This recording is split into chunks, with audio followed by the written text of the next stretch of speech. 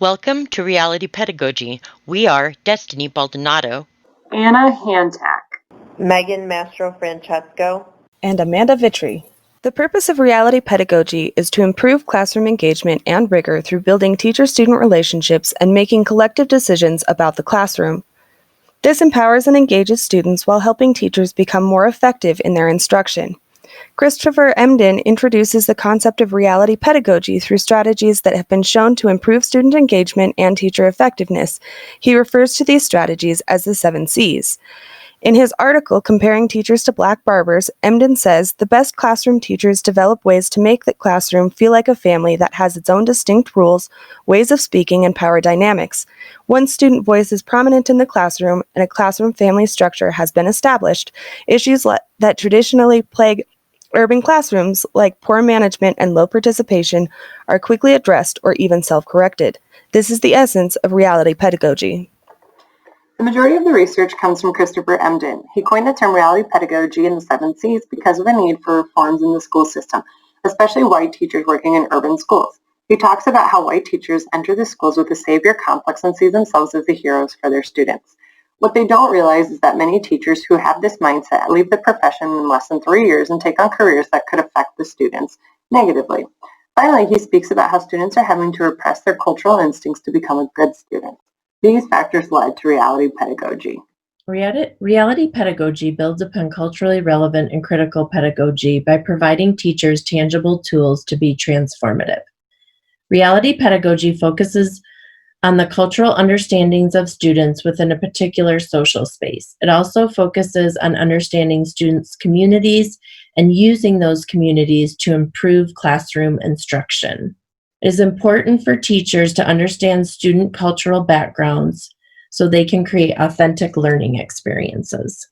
The core of reality pedagogy lies in what are called the 7 C's: co-generative dialogues, content, cosmopolitanism, context, co-teaching, competition, and curation.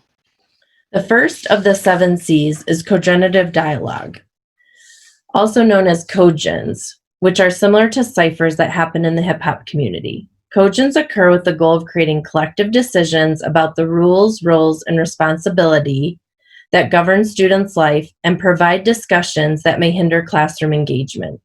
Cogens are in place so students can share thoughts and for teachers to adjust instructional practices to be more culturally relevant. An example is an advisory group of diverse students, including those with high grades, those who may need more support, students who actively participate, and those who rarely share. So all students' voices are valued and heard. The second of the 7 C's is co-teaching. This co-teaching model has the students teaching the class while the teacher assumes the role of students. The student is given all the responsibilities of the teacher and is allowed to teach in a way they see relevant for students who have similar cultural backgrounds. They are given all relevant materials to prepare and teach the lesson, while the teacher assumes the role of student to learn. The process welcomes vulnerability and empowerment for students and helps teachers to learn how to use instruction that reflect the realities of their student experiences. A couple of examples would be physics of basketball, history of dance, rap competitions, and art exhibits. The third C is cosmopolitanism. The idea is that all stakeholders, in this case members of the school, design strategies and take on roles to help the school function. In a classroom, this moves students from taking passive roles to an active role because they take on roles to help the classroom run smoothly. I envision it as its own little community or city where everyone plays a part to see full success. This could look like students helping to set up a lab, sending out reminders to classmates, or designing activities.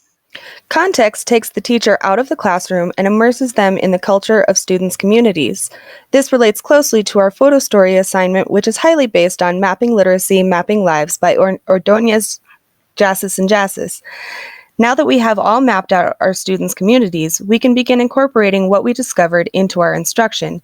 If more context is needed, teachers could ask students about their favorite restaurants, community events, parks, hangouts, or other places they value.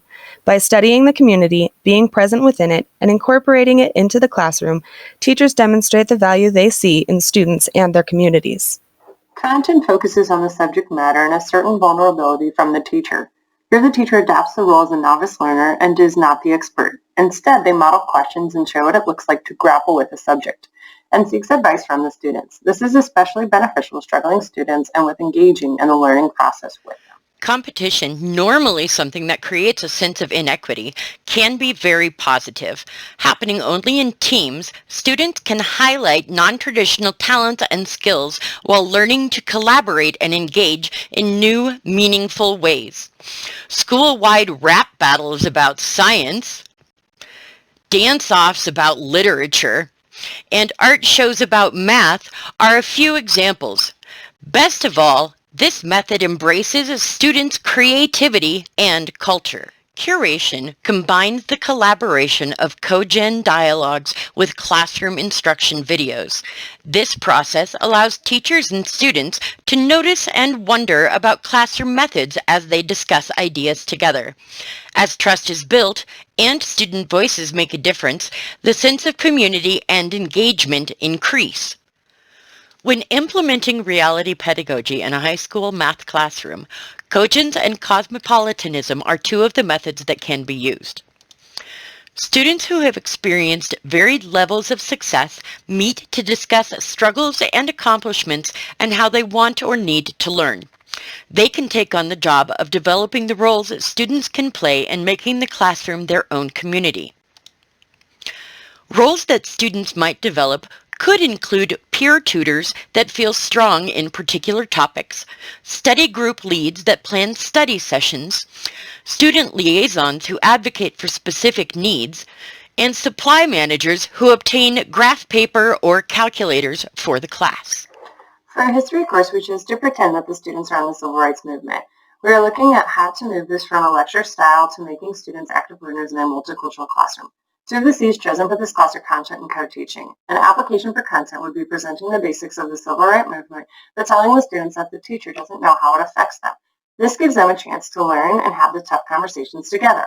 For co-teaching, the teacher can find aspects of the movement that lends to particular gifts of each student, so they can let those gifts shine as they teach their peers and possibly find access to grandparents for more information. Elective teachers should use co-generative dialogues to determine what strategies will work best to teach their class in particular. They can use co-gens as a way of planning for any of Emden's 7 C's. Co-teaching allows students to teach each other content-specific techniques or skills and allows them to show the teacher how they learn. To develop context, teachers can explore the community for murals or sculptures created by its members, attend community performance or athletics events, and find resources to help students improve class skills. It is crucial to consider multicultural differences that may exist since methods for these classes differ across the world. What teachers discover should be incorporated into their class. To join students in grappling with the content, elective teachers can set up class visits to museums or art galleries like Museo de las Americas in the Santa Fe Art District, which also offers walking tours of the community. They could also be a part of students' musical or theater performances, could work with them to create a school mural, or could play sports with them. This leads well into friendly competition against the teacher and their peers while helping them hone skills and techniques for class, or competition can easily be integrated into community-based activities like art or design shows, music or dance competitions, and athletics. Like any pedagogy, there are certain challenges that may arise. Some of the challenges for the reality pedagogy may be content being accessible to all students, specifically for students who are acquiring English. Time could also be a challenge for cogen meetings, finding a common time for students and teachers to meet.